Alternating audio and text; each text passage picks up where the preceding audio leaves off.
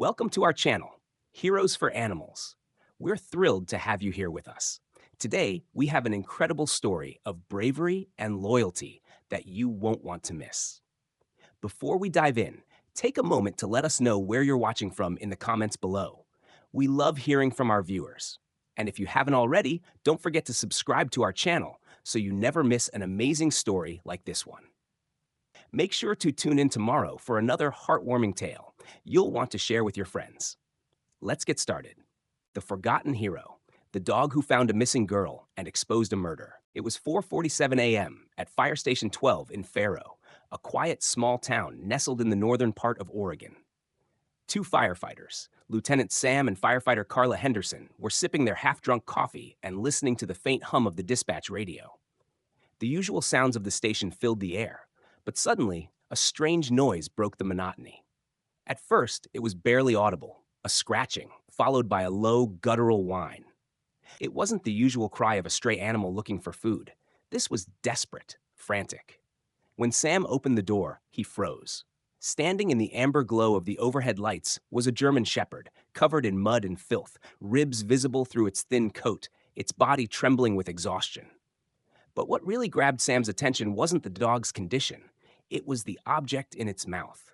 A woman's sneaker, white with a faded pink stripe, soaked in blood. The laces were frayed, knotted tightly around the dog's jaw as if someone had tied them there, a final plea for help. The dog dropped the shoe at Sam's feet and looked up at him, a single sharp bark echoing in the stillness of the night. It was urgent, filled with a silent cry for help. Sam didn't waste time. Within minutes, he and Carla were loading up the old forest rescue truck, ready to follow the dog's lead. To their surprise, the dog leapt into the passenger seat, its eyes fixed ahead, as if it knew exactly where to go. They didn't ask questions. The urgency in the dog's eyes spoke volumes. 10 minutes later, they reached the edge of the tree line behind Old Mill Road, a place that hadn't been visited in years, since the devastating fire a decade ago that had ravaged half of the forest. Yet, the dog didn't hesitate.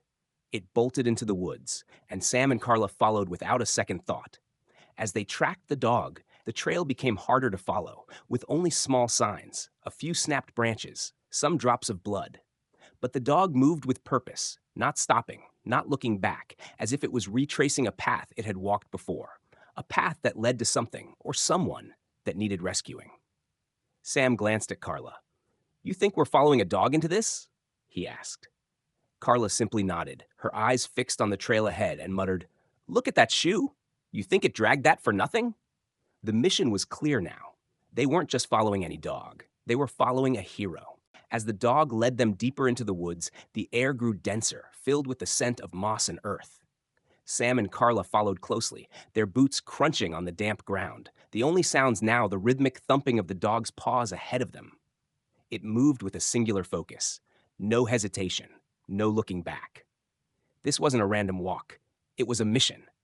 Sam could feel it in his bones. This dog knew exactly where it was going, and it was driving them towards something urgent, something important. The sun had just begun to rise, casting long golden shadows between the trees when the first clue appeared. A torn sweater caught on a low branch. Carla picked it up, examining it carefully. "Female," she muttered, her voice low. "Small, maybe in her teens or early 20s. Sam exchanged a glance with her, and the urgency in his eyes was clear. This wasn't just a search anymore. The dog was leading them to a person, to someone in desperate need of help. The dog didn't stop, its pace quickened, the body stiffening as it continued to push forward. It growled softly, a low, almost imperceptible sound that Sam recognized wasn't out of fear, it was out of something else. Determination. The dog had a purpose, and it wasn't going to stop until that purpose was fulfilled. They pressed on, the forest becoming quieter as they moved deeper into the shadows of the trees. Sam's radio crackled faintly, but the signal was weak here. "We're flying blind," Carla said, her voice barely a whisper. Sam didn't respond. He was too focused on the dog. The way it moved, so focused, so intent on its mission, it was as if it had done this before. And then they reached a small clearing, choked with underbrush and remnants of old fires. The dog stopped dead in its tracks, its ears pricked forward.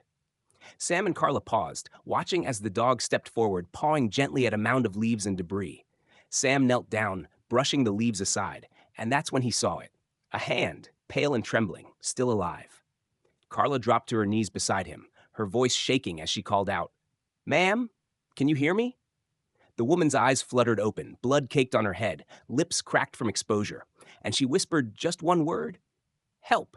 Sam stared at the dog, who now sat quietly by the woman's side, its tail thumping gently against the earth. It wasn't just any stray anymore. This was a guardian, and it had led them to save a life.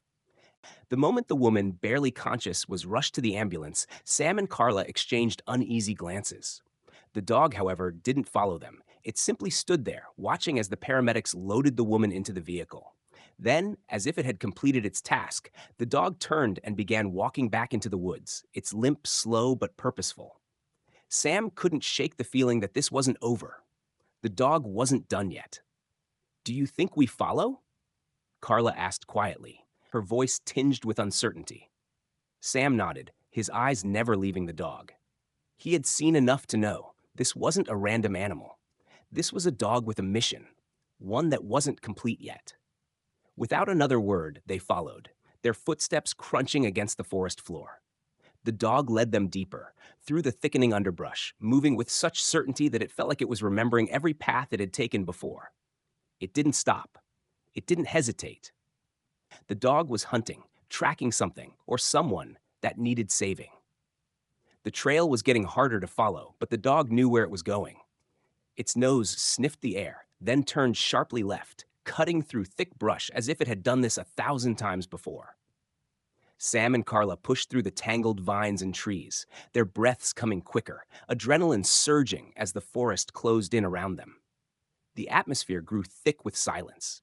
No birds, no rustling leaves, just the sounds of their pursuit. Minutes passed like hours, and then they reached it. A small ridge appeared in front of them, half swallowed by moss and roots. At the top, an abandoned shack stood, leaning to one side like it might collapse with the slightest gust of wind.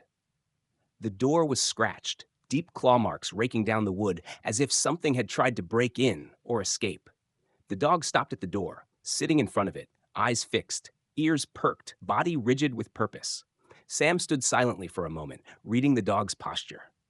"That's not fear," he whispered. "That's sadness." Carla stepped forward, her flashlight now the only source of light in the growing darkness. Sam pushed the door open slowly, the hinges creaking with age. Inside, the stale air hit them, and the smell of rot and iron filled their lungs. In the center of the room, a child's shoe lay on the floor, blood smeared along the side. The dog nudged it gently with its nose, its eyes pleading. Sam's gut clenched. "There's another victim," he muttered, barely able to contain the surge of urgency rising in him. The dog had led them to this point, but Sam and Carla knew now that the dog wasn't just a guide. It was a protector. It had been waiting for them to listen, and they had finally arrived. But the real question was, what had the dog been guarding? The door to the shack creaked open, the smell of damp wood and decay hitting them instantly. Sam and Carla stepped inside, the beam from their flashlights dancing over the bare, rotting walls. The silence in the air was thick, almost suffocating, broken only by the sound of the dog's soft whimpers as it stood near the center of the room. The atmosphere felt heavy, and Sam's gut tightened. There was something wrong here. They were getting closer, and the dog knew it. The dog nudged a small, bloodied shoe with its nose. It was child-sized, with a cartoon print, its side smeared with dark red. Carla bent down to examine it more closely. Her eyes widened. This is a child's shoe," she said, her voice shaking. Sam's heart skipped a beat. The realization hit them hard. They had been searching for a missing woman, but this was something else. The dog had been guiding them to a child, and now they had found a chilling sign of her presence. The dog, its eyes full of pain, turned sharply and bolted from the shack without hesitation. It was no longer just guiding them, it was hunting. Fury replaced the quiet sadness in its eyes. The dog moved with purpose, its steps quick and deliberate. Sam and Carla followed, racing to keep up. The trail was harder to follow now, the ground more uneven, the forest denser, but the dog never slowed, always ahead of them, pulling them toward the unknown. After what felt like an eternity, they reached another clearing. It was small, barely a dozen feet wide, but something was different. There, in the middle of the clearing, were signs of recent activity: a blanket, a water bottle, and beside them, a backpack, torn and dirty. Carla crouched down, her fingers brushing the fabric. "It's warm," she said. "She was here, just minutes ago." Panic began to claw at Sam's insides. Where was the girl now? The dog sniffed the air again, and without warning, dashed toward a ravine just beyond the clearing. Sam's pulse raced. "Hurry," he urged Carla. The dog was moving with lightning speed, the determination clear in its every step. As they scrambled down the muddy, slippery slope, Carla's foot slipped. For a moment, she thought she was going to fall, but then she felt a tug on her jacket. Axel's teeth, gripping the fabric, holding her steady. Together, they reached the bottom, their hearts pounding. And there, in the shadow of the trees, they saw her. A small girl, no more than 8 years old, her knees scraped, her face pale with terror. She was tied to a tree, the rope fraying and standing over her. A man, tall and thin, holding a knife, his back to them. Axel growled, a deep, vicious sound, and charged. Without hesitation, the man turned, his eyes widening in shock. But before he could react, Axel hit him with all his might, sending the man sprawling to the ground. Sam kicked the knife out of the man's hand, slamming his knee into his back. "Don't move," Sam shouted, his voice low and commanding. Carla quickly worked to free the girl, cradling her in her arms. The dog, bloodied and exhausted, stood next to them. It had done its job. It had saved the girl. Axel limped over to her, gently pressing his head against her side, letting out a soft whimper, not from pain, but from relief. It had found her. It had done what no one else could. And as Sam watched the dog, he realized the truth. Axel wasn't just a stray. He was a hero. As Sam and Carla stood there in the clearing, the girl cradled in Carla's arms and the man restrained by Sam, a deep, unshakable feeling settled in Sam's chest. Axel, the German shepherd, stood quietly beside them, his tail gently thumping against the earth. His eyes were soft now, no longer filled with the urgency and fury from moments ago. The dog had done its job. It had found Emily, freed her from her captor, and brought her back to safety. But as Sam stared at Axel, the realization hit him. Axel had been through so much more than they'd known. Carla turned to Sam, her voice shaking but relieved. "We found her. We did it." Sam nodded, but his eyes never left the dog. There was something in Axel's demeanor that spoke of years of pain, loss, and survival. The weight of what Axel had carried, alone in the woods for so long, was clear in his eyes. This wasn't just a rescue. It was redemption. The dog had found Emily, but in doing so, it had come full circle, bringing the justice that had been denied to him for so long. As the paramedics arrived and rushed Emily to the ambulance, Sam stood back, his heart still pounding, the adrenaline slowly fading. Axel, though, remained focused. The dog watched as the ambulance doors closed, its eyes steady and unblinking. And then, without a sound, Axel turned and began walking back into the woods. No hesitation, no fear. It was as if the dog knew there was still more to do, more healing to be found. Sam exchanged a glance with Carla. They followed Axel once again, unsure of what they would find, but knowing deep down that they were following the path of a hero. The deeper they went, the more Sam understood. Axel wasn't just leading them to Emily. He was leading them to the past, a past that had been buried for far too long. As they reached the edge of a ravine, the smell of something old, something tragic, filled the air. Axel had been alone in these woods for 5 years, surviving off instinct, memory, and loyalty. And now, with every step, he was bringing them closer to the truth.